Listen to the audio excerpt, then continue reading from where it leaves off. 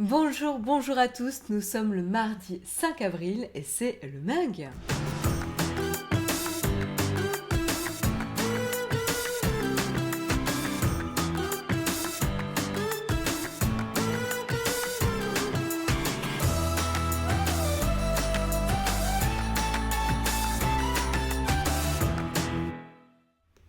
Bonjour, bonjour à tous, j'espère que vous avez la forme, j'espère que vous êtes levé du bon pied ce matin.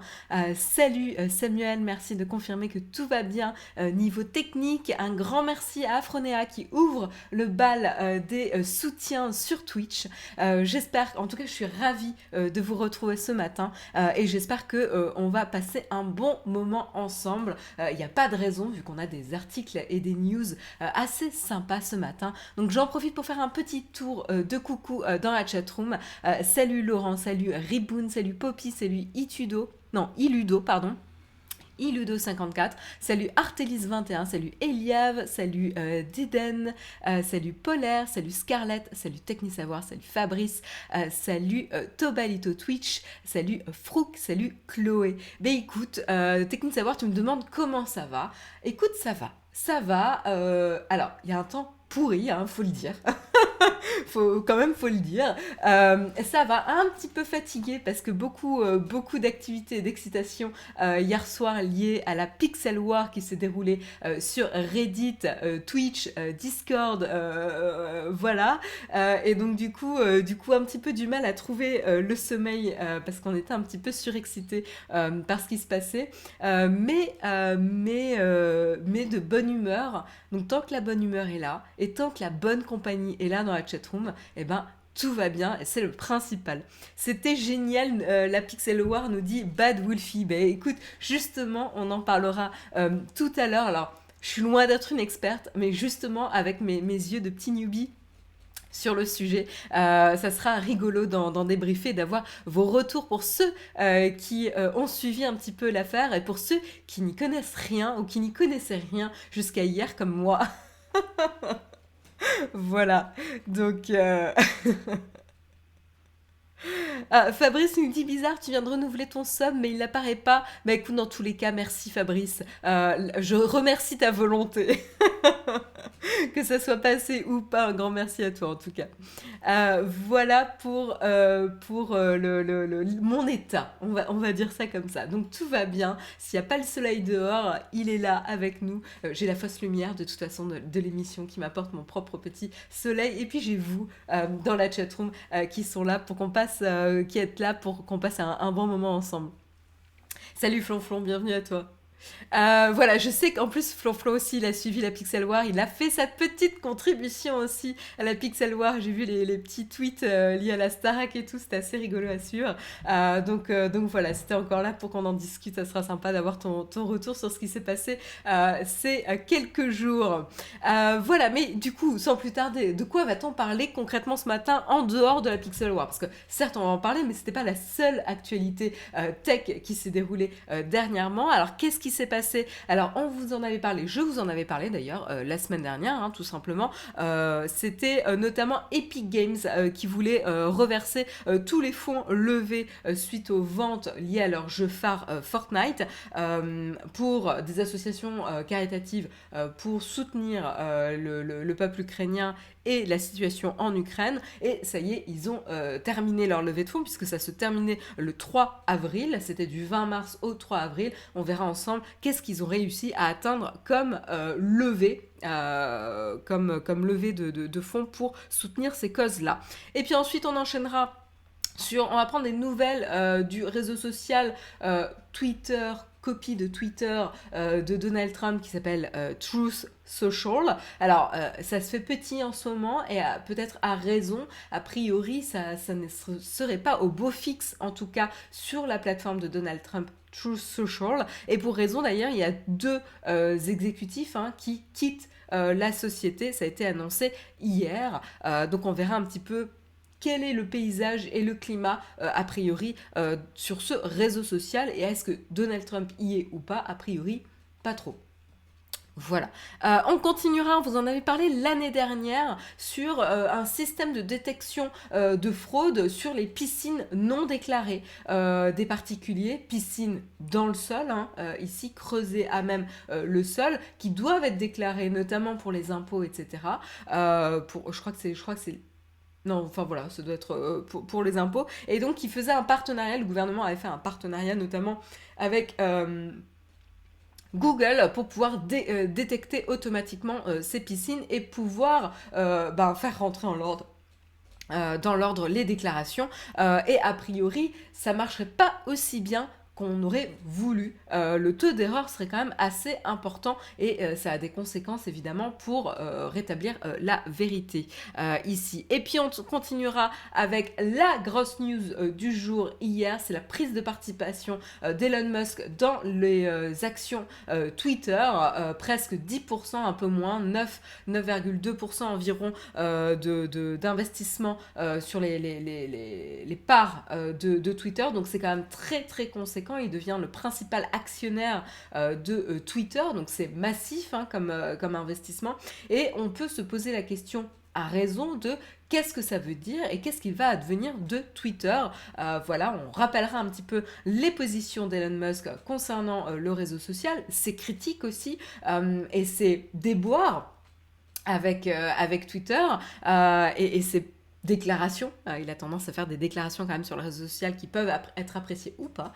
Voilà. Mais voilà, on reviendra un petit peu là-dessus parce que même si on n'a pas de news super croustillante à ce jour même, suite à cette prise de participation dans Twitter, ça peut augurer quand même des gros changements dans le futur sur la plateforme et c'est ça qui est vraiment intéressant.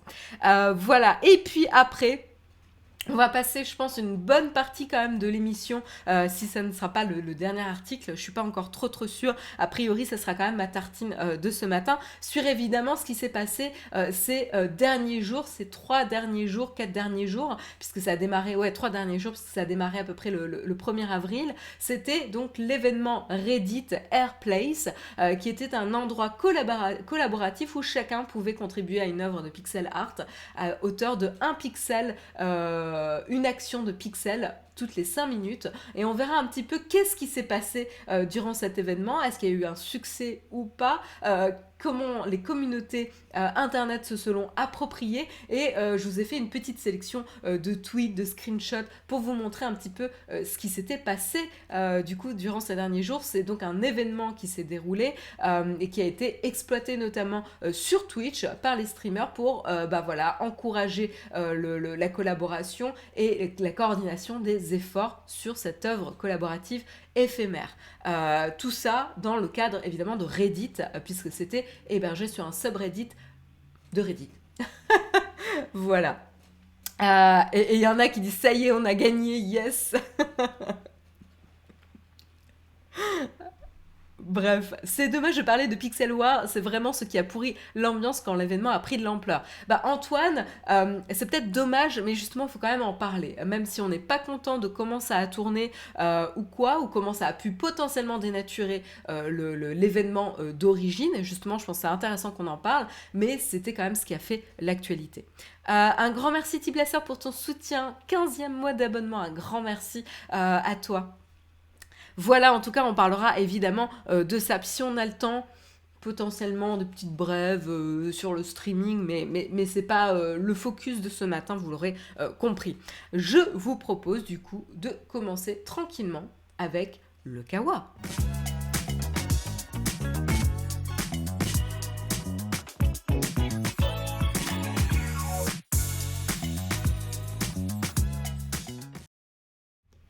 Et voilà, donc comme je vous le disais, on commence tranquillement avec le Kawa ce matin, les petites actualités tech qui nous sont arrivées toutes chaudes hier. Un grand merci Tigarifique, j'aime beaucoup ton pseudo, 8e mois d'abonnement, un grand merci à toi pour ton soutien. Et donc on commence notamment avec Epic Games. Alors on en avait parlé la semaine dernière, Epic Games avait lancé un soutien, une opération de soutien pour l'Ukraine et le peuple ukrainien depuis le 20 mars. Et donc en quoi ça consistait ? Tout simplement, ils avaient dit que notamment avec l'aide donc de leur jeu, de leur licence Fortnite et de la plateforme Xbox de Microsoft, tous les achats qui se déroulaient dans le cadre du jeu, que ce soit via Xbox ou d'autres plateformes ou directement même Fortnite, que ce soit achat in-app, skins, enfin voilà, vraiment tout ce qui peut constituer de l'achat dans le jeu, les fonds seraient reversés à des associations caritatives pour le soutien au peuple ukrainien et à ce qui se passe en Ukraine. C'était une opération qui se déroulait du 20 mars au 3 avril dernier, donc 3 avril c'était dimanche, ça a donc pris fin, et donc maintenant on peut prendre un petit peu de recul et analyser qu'est-ce qu'ils ont réussi à lever finalement comme fonds. Eh ben, ils ont réussi à lever 144 millions de dollars pour venir en aide à l'Ukraine, aux personnes affectées par la guerre en Ukraine. Donc c'est assez massif comme soutien, même moi je suis étonnée, je dois le dire. Un grand merci Freddy-san pour ton soutien, 9e mois d'abonnement, un grand merci à toi. Également un grand merci à Gukivaya, 24e mois d'abonnement, un grand merci à toi. Mais quelle fidélité, j'ai pas percuté quand j'ai lu 24e mois d'abonnement, tellement ça m'a paru astronomique, mais un grand merci pour ton soutien. Et à tous les deux, donc Freddy-san et Gukivaya.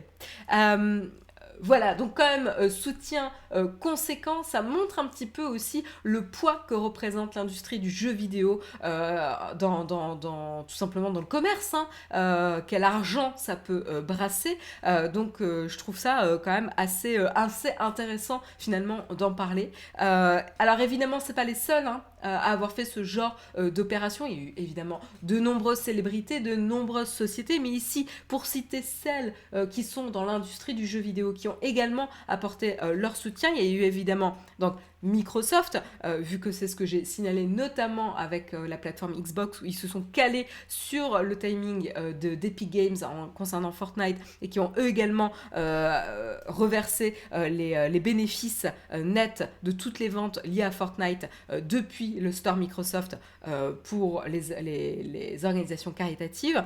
Il y a également Sony qui a fait des opérations, Nintendo, CD Projekt Red, on en avait parlé, Ubisoft, EA et bien d'autres aussi qui avaient fait cette initiative. C'est pas les seuls, mais j'en ai cité quelques-uns parmi toutes les sociétés qui ont essayé de soutenir justement les personnes affectées par la guerre en Ukraine.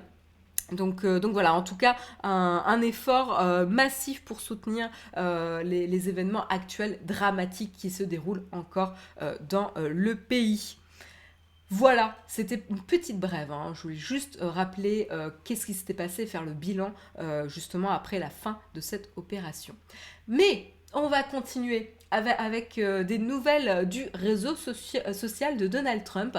Alors je ne sais pas si vous en rappelez un petit peu, le fameux réseau social qui copie a priori très largement Twitter, et donc qui s'appelle Truth Social. Alors c'est vrai que depuis février, on se demandait un petit peu qu'est-ce qui allait se passer, qu'est-ce qu'il en était de ce fameux réseau social, quand est-ce qu'il allait être accessible à tous, parce qu'en fait il s'était lancé en ouverture limitée à certaines personnes, certains utilisateurs, et donc c'est le fameux réseau social de Donald Trump, qui était censé à l'origine être disponible à la fin du mois de mars. On est début avril, on n'a toujours pas de nouvelles. C'était quand même une annonce fin de mois de mars qui avait été faite par Devin Nunes, le directeur général de l'application. Et c'est vrai qu'à la date du 4 avril, on n'a pas plus d'informations à l'heure actuelle. Alors c'est vrai que le réseau social se voulait comme une alternative à la tyrannie de la big tech, comme pouvait le dire Donald Trump. Je vous rappelle que Donald Trump avait été banni de manière définitive de Twitter et de Facebook pour avoir incité ses supporters à la violence lors de l'invasion du Capitole, de la prise du Capitole en janvier. Je vous rappelle quand même le contexte. Et donc, il avait annoncé le lancement de ce projet en octobre 2021 dernier, ce qui laisse pas énormément de temps quand même pour développer, même s'ils avaient commencé potentiellement à le développer avant, mais c'est quand même une deadline pour un lancement de produit international assez courte. Voilà, et donc il avait lancé donc cette application Truth Social, lancée officiellement le 21 février dernier. L'application a quand même connu un bon départ, il faut quand même le signaler. Elle avait enregistré un pic de 170 000 téléchargements par jour pendant la première semaine de disponibilité, mais ensuite il y a eu pas mal d'utilisateurs qui se sont plaints de problèmes techniques, notamment des messages d'erreur, des processus d'enregistrement complexes, d'inscription complexes. Et puis a priori, la plateforme serait également un copier-coller de Mastodon, et donc le réseau social Mastodon a demandé justement à Truth Social de partager son code source pour vérifier ça. Aujourd'hui, qu'est-ce qu'il en est de ce réseau social pour faire le point, aujourd'hui, Truth Social plafonnerait à 513 000 utilisateurs actifs. À savoir, qu'est-ce que ça veut dire encore utilisateur actif? Est-ce que ça veut dire actif une fois par semaine, une fois par mois, sur une durée déterminée? Voilà, c'est pas super clair. L'application, elle, est tombée à la 355e place du classement des applications les plus populaires sur l'App Store. Elle n'est pas encore disponible beaucoup, puisque l'app n'est pas disponible sur Android, elle n'est pas non plus disponible sur navigateur, et elle n'est pas non plus disponible en dehors des États-Unis. Donc cela reste relativement restreint. Voilà. Et il y a pas mal de témoignages également qui partagent le fait que quand il y a des utilisateurs américains d'iPhone, ils n'arrivent pas à se connecter. Notamment, on a un journaliste de Yahoo qui a essayé de se créer un compte et qui est tombé sur une liste d'attente conséquente. Voilà. Donc voilà, pas plus d'informations aujourd'hui sur ce réseau social. En tout cas, on peut se demander aussi, est-ce que Donald Trump est présent sur la plateforme? C'était quand même une des grandes promesses aussi de Truth Social, c'est de permettre d'offrir finalement une plateforme d'expression à l'ancien président des États-Unis qui avait été banni finalement de Twitter. Et rappelez-vous, il faisait quand même largement usage de Twitter, non seulement pour rester en contact avec ses électeurs, mais également pour communiquer ses idées et des coups de gueule, il faut le dire.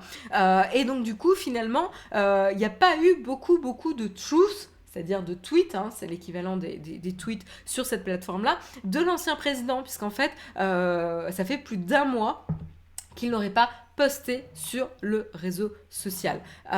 Voilà. D'un autre côté, le réseau social, pour le coup, avait quand même réussi à faire des bonnes levées de fonds. Quelques semaines après l'annonce de sa création, ils avaient déjà réussi à recevoir près d'1 million de dollars en financement de la part d'investisseurs privés. Mais aujourd'hui, le ciel s'assombrit puisque l'entreprise mère derrière, TMTG, pour Trump Media and Technology Group, fait objet d'une enquête menée par le régulateur américain. Et donc, a priori, la société aurait pris du retard dans ses déclarations et aurait manqué la date limite de déclaration. Et donc, ça pourrait être une des raisons pour lesquelles actuellement on se fait un petit peu discret. En tout cas, la dernière actualité qu'il faut retenir finalement sur ce réseau social de Donald Trump, c'est que a priori, il y a une petite fuite des talents.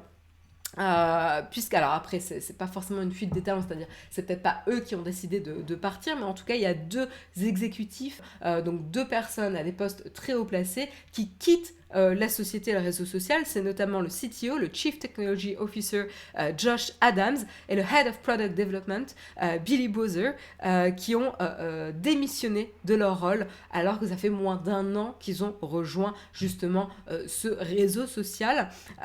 Et donc ces départs font suite justement à un lancement que certains ont qualifié, notamment The Verge, l'a qualifié de désastreux le 21 février dernier, avec notamment pléthore de problèmes techniques et également 13 heures d'inaccessibilité du réseau social lors du lancement. Voilà.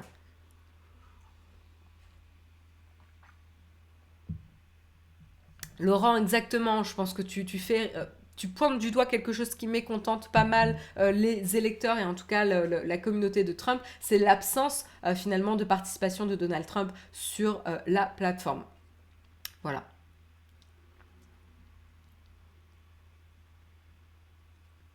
Donc, alors il y a Wendigo qui nous dit, enfin bon, J'ai un chat qui est sur les tendoirs, excusez-moi, sur les pulls en train de sécher, c'est merveilleux. Je vous raconte un petit peu ma vie dans les coulisses de l'émission, et oui, j'ai mon séchoir juste devant. Il y a Wendigo qui nous dit quelque chose d'intéressant. Twitter ne respectait même pas ses propos et ses propres règles, pardon, car si ce n'avait pas été le président des US, il aurait été banni depuis longtemps pour ses propos. Oui, mais il y a quand même cette prise en compte des propos des hommes politiques qui influencent la politique mondiale aussi. Il ne faut pas l'oublier. Et donc, censurer une personnalité politique telle qu'un président peut avoir des conséquences géopolitiques assez importantes. Et donc, du coup, c'est pas une décision à prendre à la légère. Alors, je suis pas là pour défendre Twitter ou quoi que ce soit, mais là où je trouve ça pertinent, c'est que certaines règles doivent être contrebalancées par les impacts qu'elles ont. C'est-à-dire qu'il y a des règles générales, les grands principes généraux, et ensuite il y a qu'est-ce qui se passe quand c'est un homme politique comme un président d'un pays qui tient ses propos. Voilà, donc supprimer les propos d'un président d'un pays, c'est quand même assez grave. Donc je suis pas étonnée en tant que telle qu'il y ait des règles différentes ou les règles soient appliquées de manière différente en fonction de la stature ou en tout cas de la renommée ou de l'importance, pas de l'importance mais du rôle et de la position d'une personne. Voilà, maintenant, après, on n'est pas là pour remettre en jeu les décisions de Twitter, mais entre guillemets, j'ai pas été forcément super choquée que les règles soient appliquées de manière différente en fonction de si c'est un président ou si c'est vous et moi.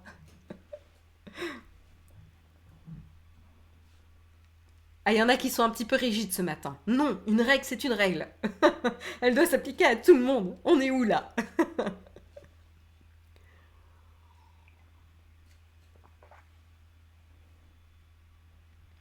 Voilà.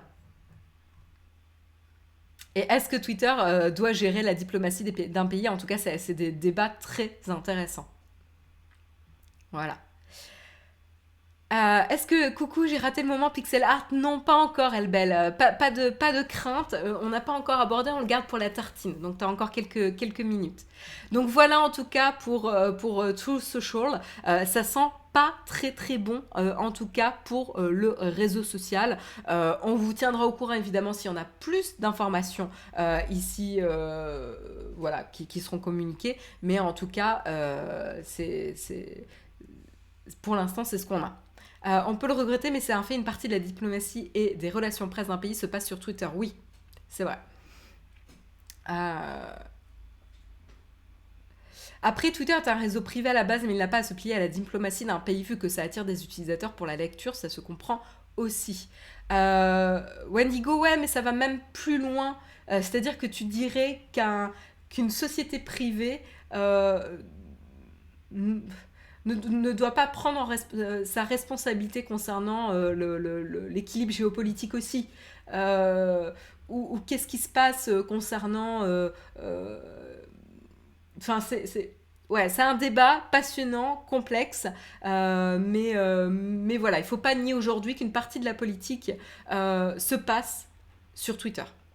Voilà. Et donc, du coup, les conséquences quand moi j'exprime mon point de vue politique, ce que je ne fais jamais, sur Twitter, n'a très peu d'impact. Et encore une fois, on pourrait même mitiger ça dans la mesure où on est aussi des Twitchers, en tout cas des créateurs de contenu sur ce type de plateforme. Donc finalement, on a un public qui est vous, et on pourrait également vous influencer avec nos propres idées. Donc c'est même différent, et on a une part de responsabilité aussi ici quant à nos propos. Mais voilà, il y a une différence entre une personne voilà, qui n'est pas une figure publique finalement et les figures publiques.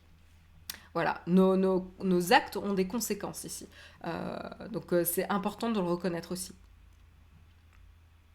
Ben voilà, Fabrice, c'est un peu ce que tu dis en tant qu'ex-président. Est-ce que Trump n'aurait pas valeur d'exemple ou de modèle? On l'a vu quand il a encouragé notamment de la violence lors de la prise du Capitole, hein, de toute façon. Donc tout à fait.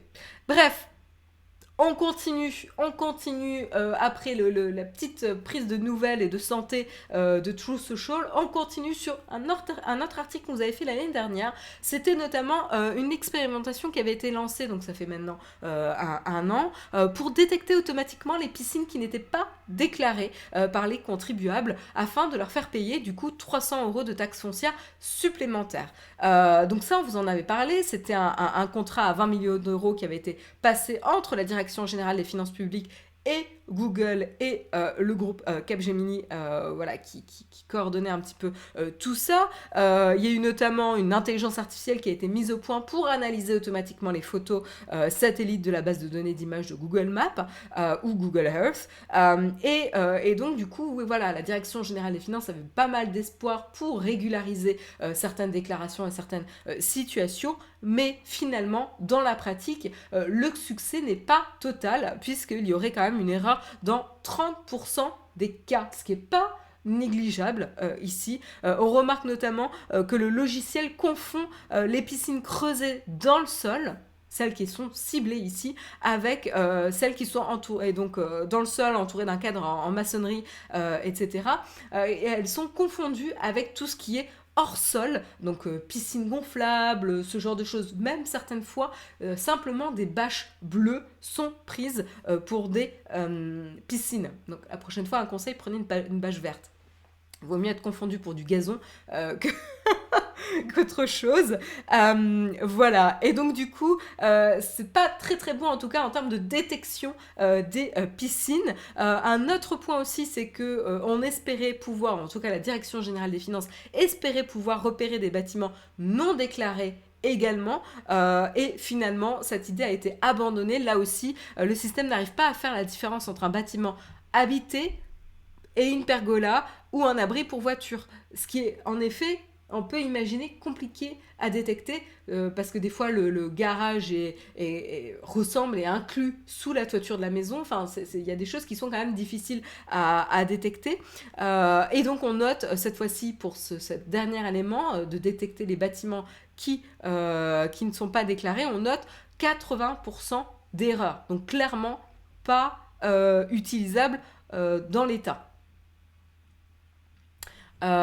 Voilà, donc du coup ici, qu'est-ce qui se passe dans le cas où il y a une erreur? Qu'est-ce que fait du coup le ministère des Finances? Eh bien en fait, qu'est-ce qui se passe? Les géomètres de l'État doivent vérifier à la main une grande partie des cas que leur signale l'intelligence artificielle. Alors évidemment, ils n'ont pas le temps de se rendre sur le terrain ici, ils vont pas faire du porte-à-porte et vérifier vraiment sur place, mais ils vont encore une fois, eux aussi se reposer sur Google. Et ça veut dire quoi? Tout simplement, grâce à Street View, ils vont essayer de recenser du coup les millions de photos prises dans les rues et ils tentent en fait de déceler les fraudeurs en vérifiant manuellement finalement les photos qui ont été prises. Voilà, donc encore une fois, ça nous remet un petit peu dans la perspective où l'IA, c'est pas forcément la solution à tout. Et finalement, l'IA, si tu lui demandes de repérer une zone à tendance couleur bleue, eh ben, elle va prendre tout ce qui est à tendance couleur bleue pour une piscine. Et en effet, quand on prend des images du dessus, la différence entre une piscine dans le sol et hors sol est quand même compliquée. À moins que tu aies spécifié qu'il faut qu'il y ait un cadre d'une certaine épaisseur autour, mais bon, les formes et les épaisseurs autour des piscines varient d'une piscine à l'autre, donc là aussi c'est un petit peu compliqué. Bref, aujourd'hui le taux d'erreur n'est pas super acceptable a priori pour être utilisé tel quel. Voilà. Alors j'ai un petit peu vos commentaires. Mieux nager dans votre gazon, nous dit Jérôme.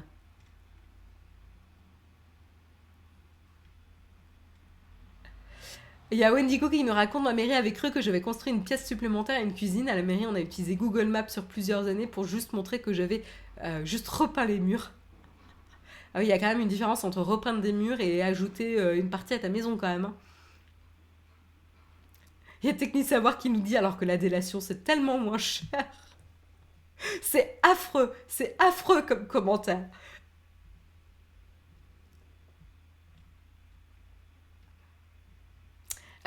Y a incapable de dire ton pseudo là, L3D4R7.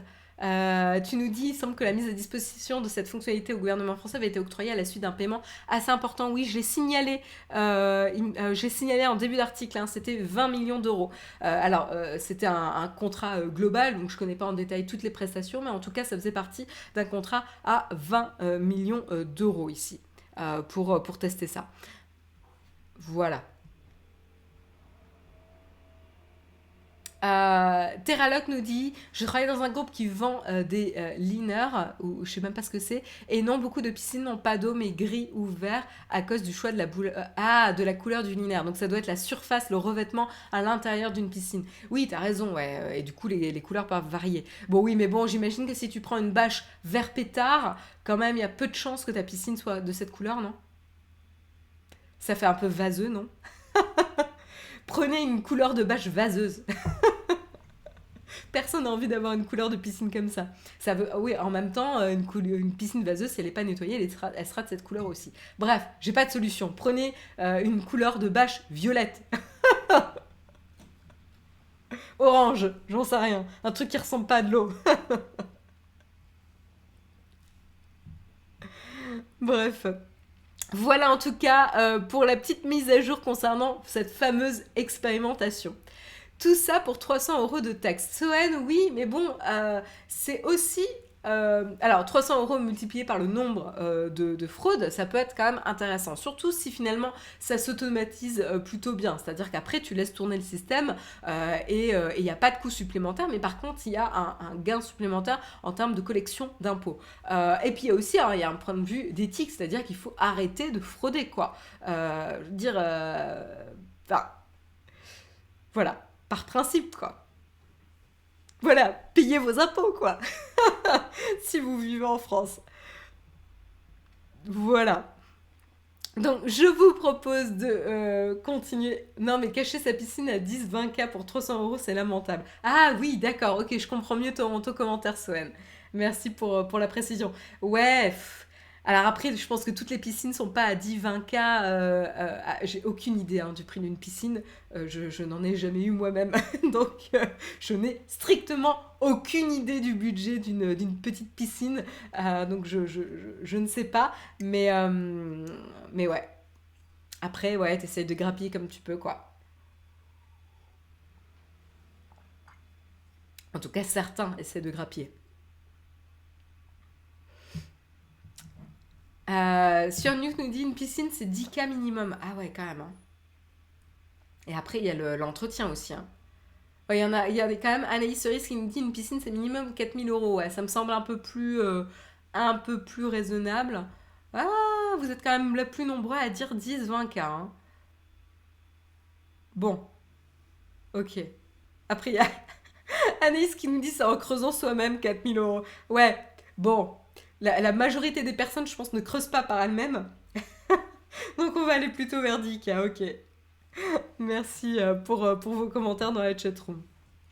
Je vous propose de continuer après ce petit article fraîcheur piscine. On va continuer avec Elon Musk, le trublion d'Internet qui fait souvent parler de lui par des déclarations fracassantes ou par ses nombreuses sociétés entre Tesla, SpaceX, Solar, je sais plus quoi. Bref, le mec est partout et il n'a pas terminé puisqu'on va le retrouver maintenant dans les réseaux sociaux là où il n'était pas encore. Sous quelle forme ça va prendre? Eh bien, tout simplement, Elon Musk, qu'on nous rappelle qui est l'homme a priori le plus riche de la planète, a acquis près de 73,5 millions d'actions ordinaires Twitter, soit 9,2% de la valeur en bourse de l'entreprise.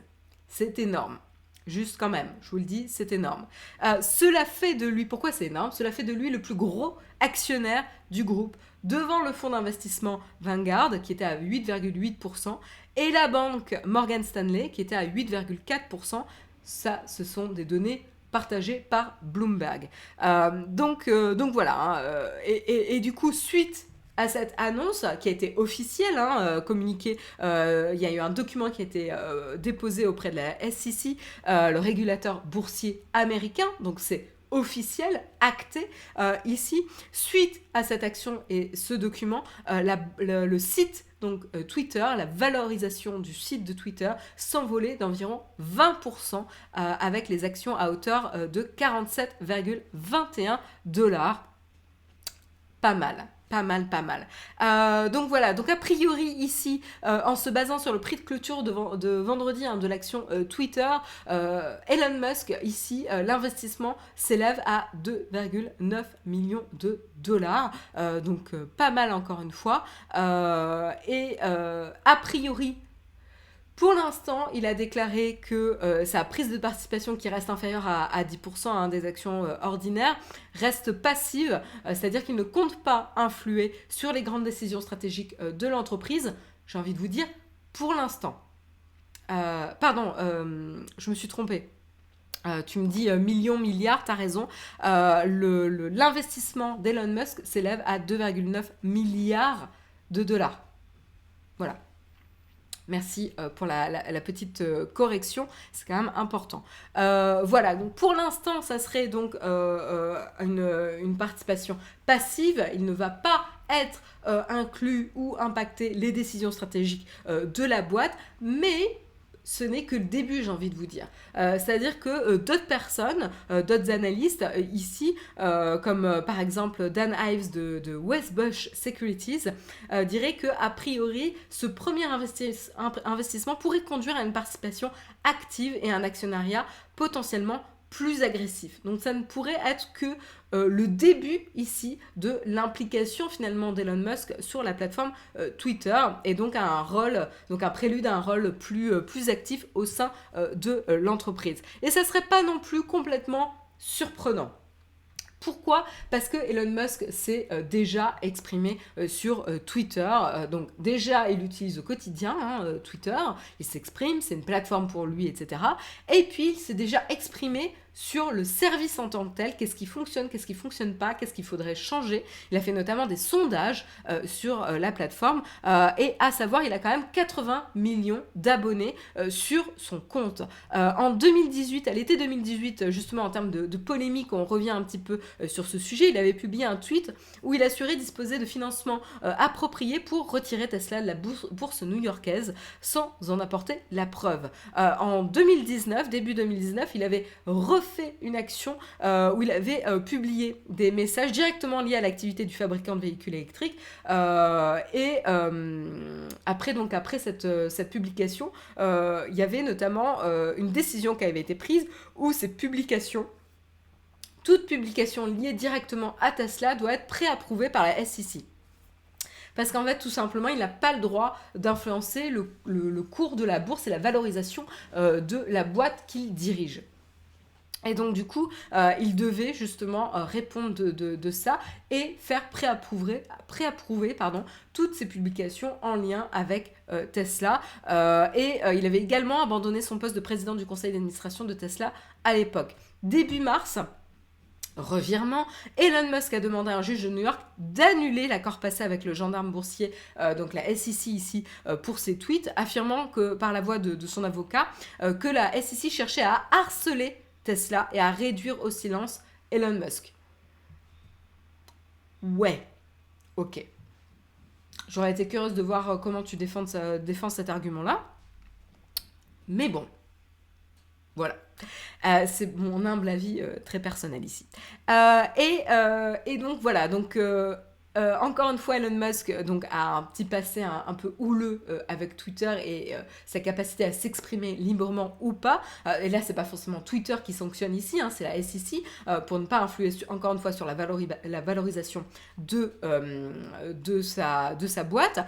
Et puis également, fin mars, Elon Musk avait publié 2 sondages sur le réseau social, l'un pour demander à ses abonnés s'ils pensaient que l'algorithme de Twitter devait être en code source ouvert, open source. Donc là, encore une fois, c'est pour avoir plus de transparence sur comment l'algorithme ordonne les tweets et fait remonter tout ça et vous conseille des tweets, personnalise votre expérience.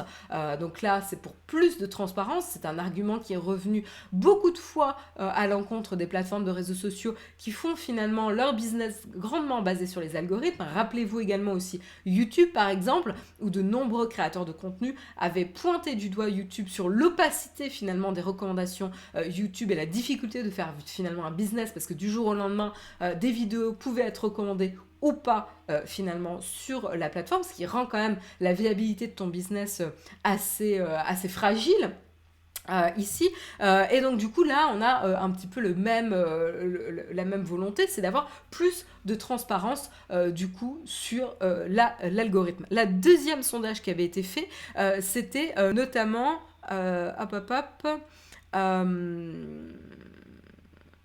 voilà, hop. Et le second, c'était pour savoir si les internautes jugeaient que l'entreprise respectait la liberté d'expression. Débat où la définition de la liberté d'expression n'est pas exactement la même en fonction du pays et de la culture. Donc là, c'est un petit peu compliqué parce que Twitter est quand même utilisé internationalement. Donc là, on revient sur comment ne pas heurter les sensibilités de chacun. Est-ce qu'il faut avoir des règles appliquées par pays? Mais là, du coup, d'un point de vue de gestion, ça devient aussi très compliqué. Donc, pour une question qui paraît simple comme celle-ci, elle est en fait très complexe à gérer d'un point de vue produit.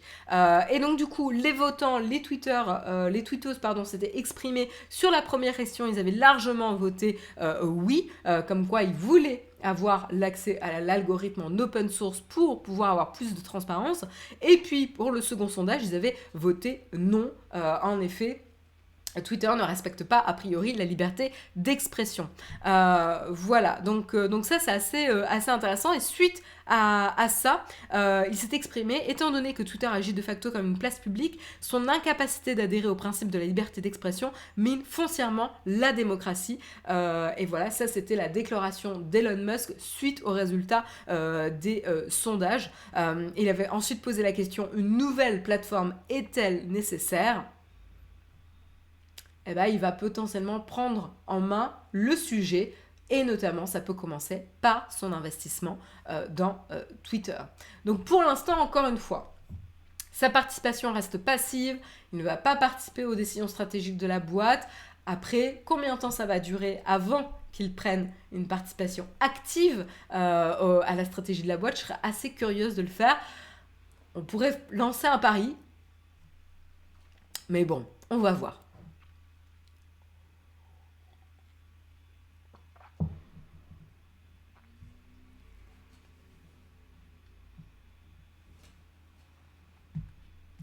Il y a Wendigo qui nous partage la définition carrément de la liberté d'expression aux États-Unis.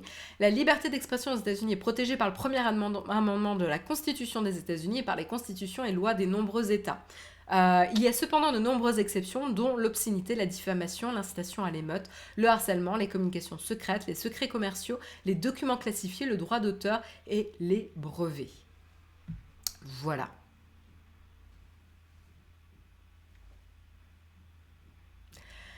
Voilà. En tout cas, si vous souhaitez en savoir plus, il y a l'article qui est disponible de toute façon dans le Flipboard de Nowtech, si vous souhaitez en savoir plus sur le sujet. Je vous propose de passer tranquillement à la tartine, puisque ça va être la majeure partie de l'émission. On va débriefer un petit peu de ce qui s'est passé via Reddit et l'événement du 1er avril, avec notamment le subreddit Place, Airplace. Donc sans plus tarder, on passe à la tartine.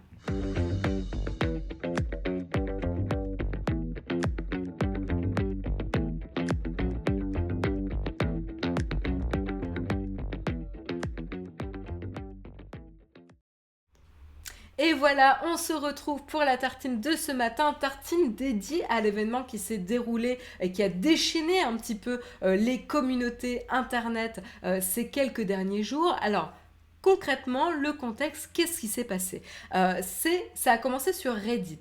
Pour son poisson d'avril 2022, la plateforme a relancé le subreddit qui est en fait un sous-forum de Reddit, Place, qui avait connu un énorme succès déjà en 2017, qui avait été déjà lancé lors du 1er avril en 2017, où pendant 3 jours, les internautes sont invités à créer des œuvres d'art uniques en pixel art. Donc un travail qui va demander de l'organisation et de la collaboration.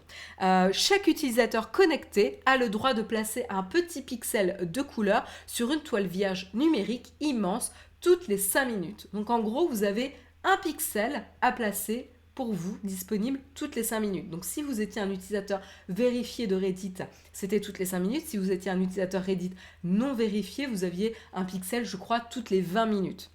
Voilà, donc il y avait aussi une notion d'inviter à créer son compte, à devenir un utilisateur Reddit, à faire découvrir la plateforme, mais en tout cas surtout à mobiliser la communauté Reddit sur cette œuvre collaborative éphémère ici. Et c'est ça que moi je trouve intéressant. Le concept, c'est que c'était une œuvre collaborative éphémère en pixel art qui allait durer donc quelques jours, puisqu'ils avaient dit que ça durerait 3 jours. Mais on n'avait pas non plus la date exacte de l'arrêt.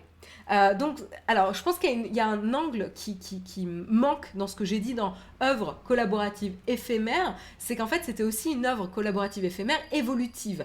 C'est-à-dire que cette œuvre d'art changeait toutes les secondes. Puisqu'à chaque seconde, il y avait potentiellement quelqu'un qui pouvait poser un nouveau pixel, elle était tout le temps finalement en évolution, en changement.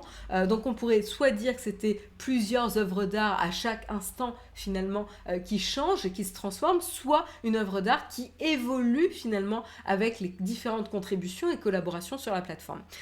Donc ça, moi je trouve ça en termes de concept assez intéressant. Certains vont dire à quoi ça sert ? L'œuvre, la notion d'œuvre, c'est aussi pour générer ça peut être fait pour générer une collaboration, créer des surprises, voir qu'est-ce que finalement la communauté va définir et va faire sur cet espace libre. Il va y avoir des échanges qui vont être faits, comme on va le voir, il va y avoir des discussions et des tractations qui vont avoir lieu entre différentes communautés internet pour négocier de l'espace sur la toile, parce que si la toile est immense, eh ben en fait, cette toile est disponible à l'international, donc en fait, elle devient très vite quand même limitée. Ici. Donc c'est assez intéressant en tout cas comme démarche. Donc à savoir que ça faisait des années que à chaque 1er avril, les communautés et la communauté sur Reddit demandaient à Reddit justement de remettre en marche ce sous-Reddit, ce subreddit Airplace pour pouvoir continuer à travailler là-dessus. Ils ont attendu 2022 finalement pour relancer ce subreddit qui a duré donc 3 jours et qui pouvait s'achever à tout moment. Donc là, à l'heure actuelle, ça y est, il est terminé. Voilà. Et donc, qu'est-ce qui s'est passé concrètement ? Donc, évidemment, les différents forums et communautés sur Reddit se sont mobilisés, ont commencé à s'organiser pour contribuer du coup à cette toile numérique. Il y a également les pays qui ont commencé à se chamailler pour avoir le plus grand drapeau. Quand on voit un petit peu les espèces de time-lapse sur la création et la collaboration sur cette toile numérique, très vite et très facilement, les drapeaux sont un peu le premier symbole qui émerge en plus d'éléments de pop culture, d'icônes, etc. Il y a eu notamment des hommages à l'Ukraine avec le drapeau de l'Ukraine. Il y a eu des tableaux qui ont été recréés, notamment Le Cri ou Le jeune fille à la perle. Il y a également La liberté guidant le peuple de Delacroix, etc. Et puis, comme je vous le dis, il y a des éléments de pop culture qui arrivent. Il y a notamment Cowboy Bebop, il y a Totoro, il y a Arcane, la série animée sur Netflix dont on avait déjà parlé. Il y a Star Wars. Enfin voilà, il y a plein de références et tout ça a permis donc de mobiliser des communautés. Ce qui est intéressant, c'est que la mobilisation des communautés, elle a commencé du coup sur Reddit parce que c'est quand même là que ça a pris naissance. Il faut quand même avoir un compte Reddit pour pouvoir contribuer à cette toile numérique. Mais ensuite, elle a également évolué sur d'autres plateformes, puisqu'ensuite, on a retrouvé des streamers qui se sont emparés de Twitch pour coordonner les efforts de création et de collaboration sur cette toile numérique directement en live sur Twitch. Il y a eu notamment Kameto, Twitcher très très connu en France, qui a carrément lancé un petit peu le mouvement, en tout cas en France, sur la communauté française pour les Twitchers, qui a ensuite rameuté d'autres Twitchers très connus pour continuer à contribuer, etc. Donc ça, c'était quand même assez intéressant de suivre un petit peu cet effort. Donc il y a eu notamment Inoxtag qui a contribué, il y a eu aussi Squeezie, Hugo Decrypt, etc., qui ont appelé leur propre communauté ici à venir contribuer à l'effort général. Et donc c'était assez rigolo à suivre. Il y a également des marques qui s'en sont emparées ici pour communiquer sur le sujet quand ils voyaient leur logo ou des références à leur programme. Donc je peux vous montrer un petit peu une sélection de tweets ici. Alors attendez, je vous reprends un petit peu la liste, parce qu'il y a pas mal de petites choses assez rigolotes. Voilà, donc là, je vous ai fait une sélection un petit peu de petits tweets et de captures. Donc ici, c'est un gif où vous pouvez voir un streamer ici en roue avec sa tête en bas à droite. Et vous voyez finalement le carré vert où en fait son propre portrait, c'est ça le principe, son propre portrait est en train d'être attaqué puisqu'il a été recouvert de pixels verts ici. Donc on devine à peine finalement son portrait derrière. Et puis on se demande, c'est bizarre, il y a des espèces de pixels noirs qui surgissent, et de quoi il s'agit. Donc là, c'est intéressant.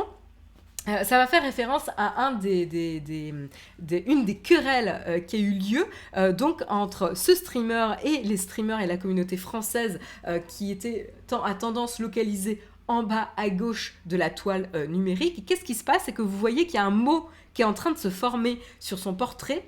C'est le mot human. Et quand il réalise que c'est human, il explose de rire. Voilà, là vous pouvez le voir, il hallucine. Alors pourquoi ça se passe comme ça? La petite anecdote, c'est que la communauté française sur cette toile numérique a été accusée par d'autres streamers étrangers d'utiliser des bots pour défendre leur espace.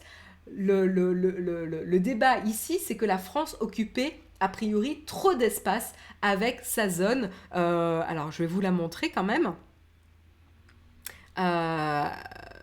Hop, alors attendez, il faut que je la retrouve. Voilà. A priori, la France utilisait trop de zones. Donc ici, je vais dézoomer un petit peu. Oh, merde. Non, j'y arrive pas. Bon. En gros, c'est ça, la toile, c'est un grand carré comme ça. Et la France est principalement située en bas à gauche. Vous le voyez avec le drapeau tricolore, l'Arc de Triomphe, Zinedine Zidane, Thomas Pesquet, le Louvre, etc. Donc c'est vraiment tout l'espace de rectangle en bas à gauche. Je zoome un petit peu pour vous montrer ici. C'est vraiment cet espace-là. Et qui finalement, quand on dézoome, à l'espace de toute la toile, est quand même très très important par rapport aux autres pays finalement ou aux autres symboles. Et donc du coup, on a été accusé, en tout cas la communauté française a été accusée du coup d'occuper trop d'espace, donc d'utiliser des bots et donc du coup de ne pas jouer de manière très juste et fair play. Et donc du coup ici, pour expliquer et contrer l'accusation des bots, c'est pour ça qu'il avait marqué Human. La communauté s'était motivée pour marquer Human sur le portrait d'un des streamers qui accusait la fameuse communauté française d'utiliser des bots. Le débat ici, c'est qu'ils utilisaient une espèce d'extension qui en fait permet d'afficher des calques d'éléments visuels pour pouvoir facilement appliquer du pixel art dessus et avoir une représentation fidèle de ce qu'on voulait reproduire sur la toile numérique. Et notamment Zinedine Zidane, l'Arc de Triomphe, il y a même Notre-Dame de Paris, je ne vous l'ai pas montré ici, qui est affiché. On a également, donc je vous parlais de Star Wars, qui est affiché. Il y a également, comme je vous disais, Totoro et Cowboy Bebop ici, qui est signalé. D'ailleurs, on peut parler également, il y avait Zerator qui est arrivé également, donc là aussi Twitcher ultra renommé évidemment dans la communauté Twitch, qui est l'organisateur, le créateur de The Event, on en a déjà parlé, et qui s'est fendu donc d'un petit logo The Event sur la toile. Donc voilà, vous avez des références un petit peu partout. Alors, je ne sais plus si je vais retrouver le petit carré Astérix, Obélix et Idéfix. Là, je ne le vois pas directement. Il y a aussi des attaques, notamment les Français qui mettaient des baguettes. Là, vous pouvez voir les baguettes dans les personnages représentés ici. Donc là, il y en a une qui a été gardée. J'essaie de vous retrouver. Voilà, donc là, il y avait Idéfix, Astérix et Obélix ici. Encore une fois. Donc voilà, il y avait évidemment un mouvement coordonné de communautés françaises et puis ensuite il y avait plusieurs initiatives indépendantes sur le sujet. Mais pour continuer un petit peu sur le tweet un peu rigolo, donc il y a les marques également qui se sont exprimées. Donc vous pouvez retrouver aussi Arte, le logo de Arte. À la croisée, vous pouvez voir la croisée des drapeaux allemands et français ici, puisque c'est une chaîne bilingue et qui repose sur la collaboration des deux pays pour produire les programmes. Donc le compte Twitter ici d'Arte s'est fendu du coup d'un tweet et d'une capture d'écran pour remercier. On a également Netflix France qui s'est pas mal exprimé sur le sujet. Notamment avec Jinx ici qui a été représentée. Donc si vous demandiez où elle était, et ben Jinx tout simplement elle est ici. Donc vous pouvez la voir complètement à gauche. Elle est représentée là, puis je crois qu'elle est représentée aussi tout en bas. Voilà, ici aussi. Donc là, personnage d'Arcane, programme Netflix, c'est pour ça que du coup Netflix l'a repris en capture et l'a carrément mis en photo de profil, en avatar sur Twitter.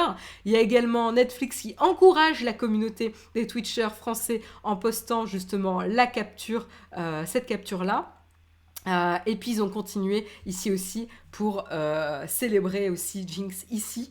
Donc voilà, il y a eu pas mal de tweets, mais c'est pas les seuls. Il y a eu également Ponce qui a motivé la communauté pour ajouter une carte vitale au beau milieu de la partie rouge du drapeau français. Carte vitale qui n'a pas, je crois, résisté très très longtemps finalement. Mais voilà, on peut célébrer quand même la tentative qui a pu faire sourire la sécurité sociale. Il y a N26 aussi qui s'est exprimé, le Twitter de N26 qui a salué la richesse nationale à défendre avec la Tour Eiffel. Alors ça, c'était le tout début, un peu le tout début des efforts finalement de la communauté française sur la toile numérique. Il y a eu quand même une sacrée évolution ici. Et puis voilà, ils se sont exprimés en marquant l'importance des pixels français. Voilà. Donc voilà un petit peu pour les collections de tweets et d'énergie autour de cet événement. Alors voilà, le point un petit peu négatif que certains ont pu reprocher, c'est l'aspect guerre de pixels. Pixel War, où en fait quelque chose qui était censé être collaboratif s'est transformé en une guerre d'ego sur qui occupe le plus d'espace sur la toile, au lieu d'être un espace de co-création, de collaboration. Et en fait, c'est intéressant de voir un petit peu comment ça a été détourné, ça se l'est approprié, quoi. Oui, il y a l'assurance maladie qui a remercié Ponce pour la carte vitale, ouais. C'est quand même génial, moi, je trouve. Donc en tout cas, c'est une expérience super intéressante avec des avantages et des inconvénients, avec cette notion de guerre. Alors après, certains vont dire c'est incroyable de parler de Pixel War alors qu'on a une vraie guerre qui est en train de se dérouler aux portes de l'Europe. Je pense aussi que le climat anxiogène actuel a été propice à une vraie mobilisation sur quelque chose de fun, de collaboratif, d'international, pour s'amuser, pour se changer les idées finalement. Donc je suis pas non plus super étonnée du succès qui s'est déroulé. Il faut savoir aussi que ce qui est intéressant, et donc il y a eu une espèce de petite guerre entre la communauté française et de l'autre côté la communauté espagnole et américaine qui se sont coordonnés pour attaquer les uns et les autres. Alors les Français ont attaqué évidemment les Twitchers qui essayaient de les attaquer et vice versa. Hein. Il n'y a pas une communauté qui est mieux que l'autre, hein. Mais en tout cas, ce qui était intéressant, c'est la coordination de la communauté française était quand même assez redoutable, et certains autres pays avaient du mal à comprendre ou réaliser que la communauté française pouvait autant se mobiliser, se coordonner sans utiliser de bots. Et donc ça, je trouve ça intéressant parce qu'en fait, on a pu avoir la preuve par de nombreuses reprises que la communauté française sur Twitch est très mobilisée, que les Twitchers se connaissent et interagissent entre eux et font beaucoup de crossover également, de collaboration. Et on a pu le voir aussi que le sens de communauté, en tout cas dans la communauté française, est très fort, notamment grâce au type d'événements comme The Event, où là, des Twitchers se regroupent dans une même salle pour streamer non-stop pendant quelques jours et récolter des fonds pour une association caritative décidée pour chaque année, quoi. Donc encore une fois, je le rappelle, l'initiative de Zerator, ici.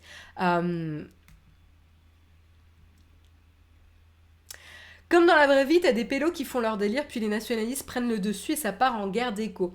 Ouais, t'as nationalisme, mais t'as aussi patriotisme, en fait. Le drapeau n'est pas... Utiliser le drapeau comme représentation ici n'est pas forcément négative. Enfin, le drapeau n'est pas quelque chose de sale non plus. Enfin, faut pas non plus être extrême. C'est vrai qu'on n'est pas très drapeau en France. Mais le drapeau n'est pas non plus symbole juste de l'extrême droite. C'est le symbole français, du pays français, qui peut être aussi symbole du patriotisme. Et des valeurs de la France. Donc, faut pas non plus... Exactement, Alcari, ça représente les valeurs. Et donc, du coup, il faut pas non plus faire des raccourcis, même si, malheureusement, cet événement a pu être récupéré par des hommes politiques, notamment Zemmour, qui s'est fendu d'un tweet sur le sujet en encourageant la communauté francophone. Autant vous dire que la plupart des tweets que j'ai vus en réponse à ça, c'est « Est-ce qu'on arrête maintenant ?» Parce que du coup, il voulait pas être associé à Zemmour. Mais voilà. Plusieurs personnalités, même aux États-Unis, ont tweeté et reconnu que la communauté française sur Twitch est la plus soudée. Et je pense que finalement, c'est ça qui est qui fait le plus chaud au cœur, c'est de reconnaître que la communauté Twitch française est soudée, organisée et créative par rapport à ce qu'ils ont proposé. Enfin, moi, je trouve que entre la première version finalement de la création sur la toile numérique et la dernière version avec le drapeau, le visage de Zinedine Zidane, on voit il y a Ratatouille. Enfin, je vais vous le remontrer quand même. Hein, parce que bon, faut être aussi fier de ce qui s'est passé. Alors, j'ai pas toutes les références, donc vous allez pouvoir peut-être m'aider. Donc, il y a Jinx dans la partie bleue de la série Arcane. Il y a évidemment Zinedine Zidane dans la partie blanche qui a été largement attaquée aussi. Il y a les Daft Punk dans la partie rouge. Alors, je ne reconnais pas le premier personnage dans la partie rouge en haut, qui a l'air masqué. Je ne le reconnais pas. Je reconnais pas non plus ce qu'il y a sous les Daft Punk. On dirait un animé japonais, mais je suis pas capable de reconnaître ce que c'est. En dessous, vous avez évidemment le tableau Liberté guidant le peuple de Delacroix. Vous avez Ratatouille également. Vous avez les petits œufs verts de Dofus, jeu français, Cocorico. Vous avez évidemment le petit croissant, vous avez Thomas Pesquet, vous avez le Louvre, vous avez l'Arc de Triomphe, vous avez un escargot ici. L'escargot, on voit que le sens du détail de l'escargot est très impressionnant ici. C'est un peu ironique. Vous avez Salamèche en bleu. Vous avez la communauté Twitch FR en bas, vous avez des Among Us, ça c'est Germe qui me l'a dit parce que moi je connais pas la référence, tout en bas, vous avez le joueur du grenier également. Donc voilà, vous avez pas mal de petites choses, vous avez également le Airplace, non il n'y a pas le Airplace français ici, je vois pas, mais voilà. Et donc après ça, c'était l'espace principal, mais comme je vous l'ai dit, on l'a retrouvé aussi à différents endroits. Notamment, comme je vous le disais, il y avait donc Notre-Dame et compagnie. Donc il y avait d'autres occurrences de la communauté française. Alors, est-ce que vous... ah, c'est pas Salamèche, c'est Dracofeu. Malheureuse. Toutes mes excuses aux fans de Pokémon que j'ai pu offenser en me trompant de Pokémon. Toutes mes excuses. Il y a One Piece en haut, c'est fait par les FR. Alors attends. Parce que One Piece, je suis pas une experte. Alors attends, tu m'as dit... J'essaie de retrouver ton message. Jinx Daft Punk, Népal. Ah, c'est Népal, c'est un rapport, d'accord. Il y a un Tour de France, j'ai pas vu la référence au Tour de France. Je sais pas la référence sur le Tour de France là.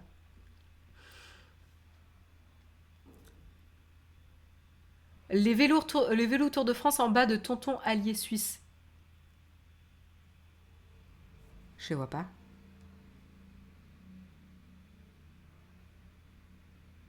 Je regarde, hein. Je regarde un petit peu.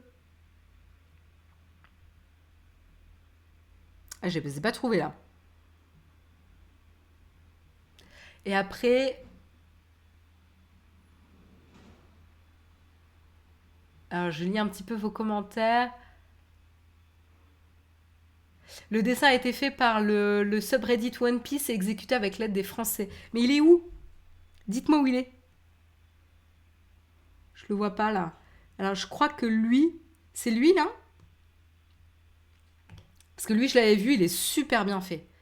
Et en effet, on reconnaît facilement que c'est un personnage de One Piece ici. Donc c'est celui-ci dont vous parlez qui a été fait aussi avec la contribution de la communauté française. Ah, vous me dites que les vélos sont sous le joueur du grenier? Non mais vous les voyez où? Sérieux?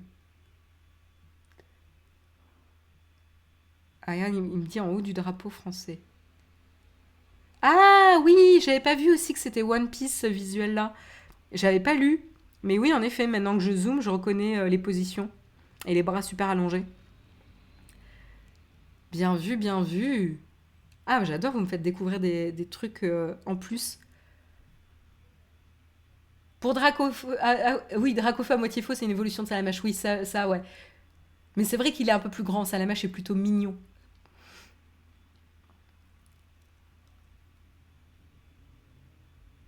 Au-dessus de Zizou, ouais, ouais.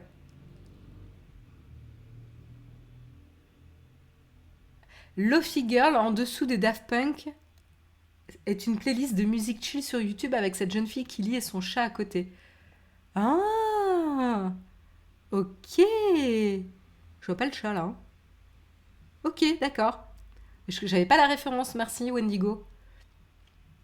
Ouais, j'ai vu The Event, je vous l'ai montré tout à l'heure. Ici, le logo. Très cool aussi. Voilà. Donc vous voyez, enfin, je trouve ça quand même assez fascinant de voir un petit peu tout ce qui s'est passé. On fait un petit peu le tour quand même. Mais c'est quand même assez remarquable un peu de voir toutes les occurrences et les manifestations. Là, vous pouvez voir un petit peu le soutien à l'Ukraine, justement. Ici, hop. Donc c'est cool. Je regarde un petit peu. Voilà, la jeune fille à la perle, ici, de Vermeer. Donc la reproduction de tableaux ultra, ultra connus. Après, j'ai pas toutes les références, hein. Il y a les petits moulins, ici. Qu'est-ce qu'il y a d'autre de sympa à montrer? Les petits poneys, ici, hop. Il y en a un que j'aimais bien, mais je crois que je le trouve plus. Je crois que je le trouve plus. Attendez, j'essaie de vous le retrouver. Ah si, moi je l'aimais bien celui-là. Hop, petit poney. Il y a ici aussi.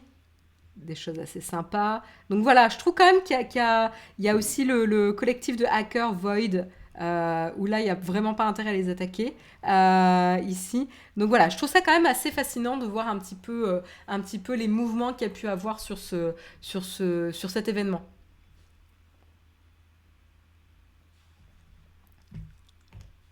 La commu My Little Pony, en vrai, ils ont une vraie force, ça me fume. Je trouve ça génial, moi, de contaminer le monde par des My Little Pony. On n'a pas eu des cas de débordement, genre des petits malins qui font des croix gammées ou autres dégueulasses juste pour choquer. Si, on a eu des détournements de baguettes dans ce que vous devinez facilement qui a pu être. Oui, bah il y a toujours ce genre de choses, mais c'est pas la majorité. C'est quand même, c'est ça que je trouve intéressant, c'est que finalement ça a été recouvert et il y a quand même des choses assez sympas, quoi.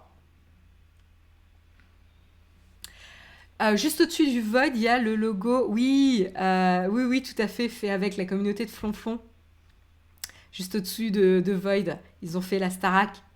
Euh, assez rigolo, en effet, ouais. Et les bandeaux allemands sont assez fous, ouais, aussi, ouais. Je suis assez d'accord, ouais.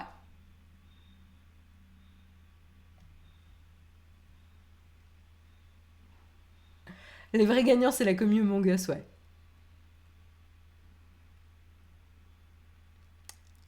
Donc voilà, je pense que ce qu'il faut retenir, c'est quand même que c'est une expérience collaborative assez fascinante. Ce qui est rigolo aussi, c'est que du coup, comme je vous disais, l'événement finalement est sorti de Reddit pour avoir des trending topics sur Twitter, pour avoir la communauté, les communautés sur Twitch qui se coordonnaient, qui coordonnaient les efforts. Il y a eu même des espionnages, puisqu'il y avait les Twitchers d'un pays qui observaient et espionner les Twitchers d'un autre pays pour comprendre comment ils allaient s'organiser et qu'est-ce qu'ils prévoyaient d'attaquer, par exemple.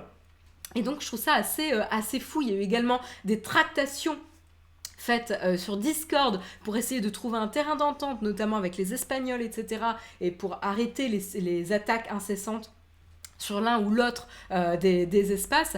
Donc, c'était quand même assez fou de voir qu'est-ce qui pouvait se passer, quoi. Il y a une fleur de chez Ponce en haut à gauche aussi. Il y a une fleur de chez Ponce. En haut à gauche de quoi? En haut à gauche. Je sais pas si je vais la reconnaître, hein, la fleur de Ponce là. Hein.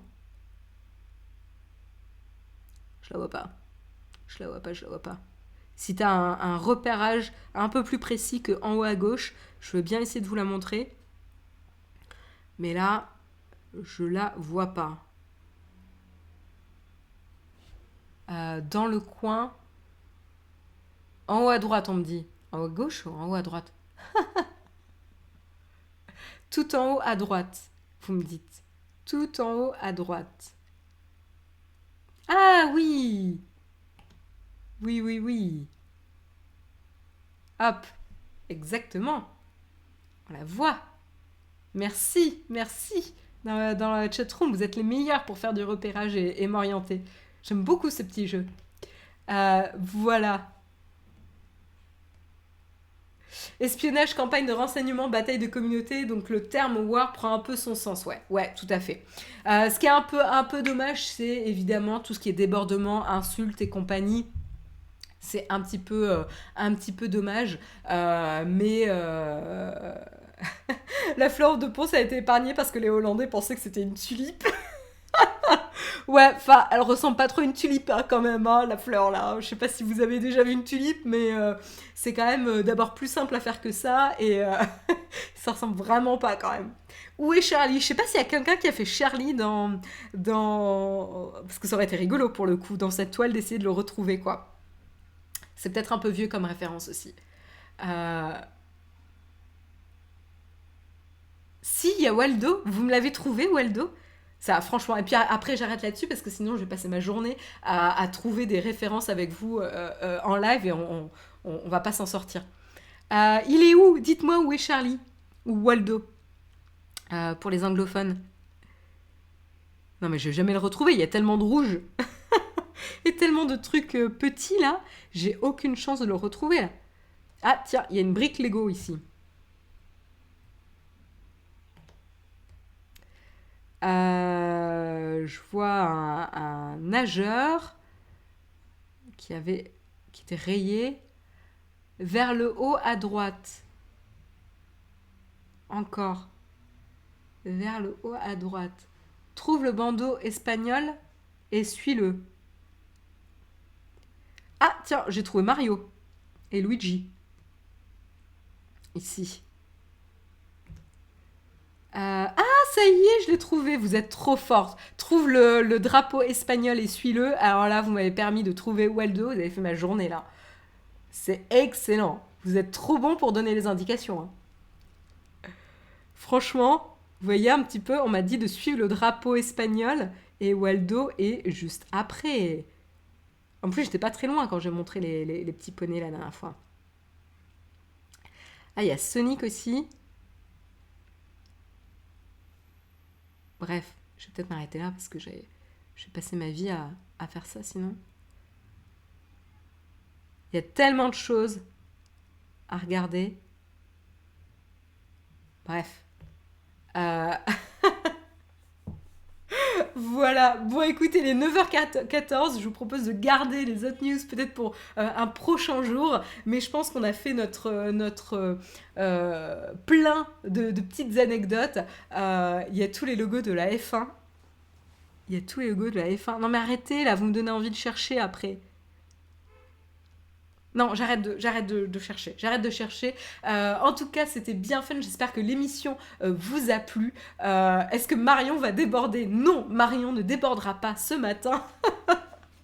Mais en tout cas, on a passé un super moment ensemble. J'en profite pour remercier également Team J qui a renouvelé son abonnement, 7e mois d'abonnement. Merci beaucoup pour ton soutien et j'espère que l'émission vous a plu. On a passé un bon moment ensemble et cette expérience en tout cas Reddit était quand même assez fascinante à suivre, qu'on trouve qu'il y ait eu peut-être un sacrilège avec cette transformation en pixel war, mais je pense qu'en tout cas ce qui est intéressant c'est le résultat et voir un petit peu la contribution de toutes les communautés finalement sur cette immense toile numérique et à quoi ça peut donner lieu. Moi je trouve ça quand même assez fascinant. C'est tous les 5 ans, c'est une lapadi. Alors, est-ce que c'est vraiment tous les 5 ans ou est-ce que c'était la première fois que ça a été renouvelé? Parce que pour moi, j'avais compris que la première fois, c'était en 2017 et que là, il l'avait réactivé du coup en 2022. Est-ce que tu penses que du coup, ça va devenir récurrent tous les 5 ans? Et ce sera ma dernière question de la journée et après, je vous laisse. D'ailleurs, je vais commencer à me préparer pour faire un petit raid. Tous les 5 ans, ouais, tu me dis, d'accord. Et ce qui est intéressant, c'est vrai qu'on n'en a pas reparlé, c'est comment les gens... merci Sunburst pour ton soutien, ton abonnement Prime, un grand merci à toi. Voilà, et donc du coup, oui, comment ils se sont organisés, c'était hyper intéressant à voir, où la communauté française a organisé sa communauté en en saison de naissance. Si vous étiez né en hiver, en automne, au printemps ou en été, attends, j'ai dit été, alors printemps, été, automne, hiver, voilà, on va faire dans le sens quand même, et vous aviez chacun un moment pour contribuer, parce qu'en fait le pixel était toutes les 5 minutes, et donc il fallait pouvoir continuer, si c'était, vous aviez 5 minutes à attendre, il fallait continuer à voir d'autres personnes qui étaient disponibles à ce moment-là pour sécuriser, défendre finalement les espaces et les œuvres. Et comment ça se passait pour défendre? Tout simplement, il fallait prévoir de remettre un bon pixel de couleur sur l'œuvre, tandis que les autres, les attaquants, essayaient de mettre des pixels d'autres couleurs pour cacher et détruire le visuel. Donc ça, c'était assez intéressant, quoi. Un grand merci également à Richie pour ton abonnement, un grand merci pour ton soutien. Donc voilà. Et c'était en fonction des besoins, ouais, parce qu'hiver il y avait plus de naissances, donc il y avait plus de personnes de la communauté qui pouvaient du coup contrer les attaques, ouais. Donc les saisons les plus prolifiques étaient automne et hiver, on nous dit. C'était automne, printemps, été, hiver. Très bien. Donc voilà, donc c'était assez rigolo de voir un petit peu comment ils ont réussi à organiser une communauté de manière aussi aussi organisé quoi. C'était vraiment assez fascinant. Bref, sur ce, je vous souhaite une excellente journée. J'espère que vous avez passé un très bon moment. Moi, c'était mon cas. Et je vous donne rendez-vous à la semaine prochaine, mardi prochain, pour le prochain mug en ma compagnie. Mais sinon, évidemment, sans faute, vous retrouvez le mug demain en compagnie de Jérôme à 8h. Et d'ici là, je vous souhaite une excellente semaine et à bientôt.